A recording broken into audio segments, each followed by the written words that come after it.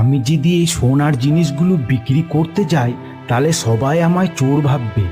কেন সবাই জানে আমি এত গরিব মানুষ, তাহলে আমি এত সোনা দানা পেলাম কোথায়? কিন্তু তাহলে আমি এগুলো নিয়ে কি করব এখন? হ্যাঁ, একটা বুদ্ধি এসেছে আমার মাথায়।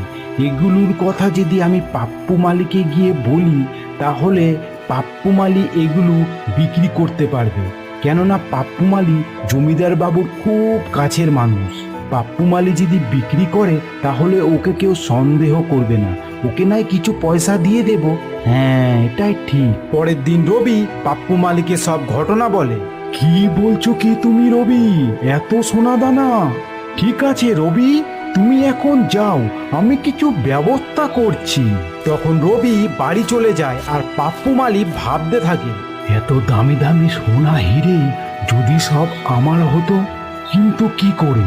আমি যদি জমিদার বাবুকে সব বলে দিই, তাহলে আমায় জমিদার বাবু খুশি হয়ে এই সব সোনা গহনা হীরের আংটি আমায় উপহার দেবে, আর আমি জমিদার বাবুর আরো কাছের মানুষ হয়ে উঠবো।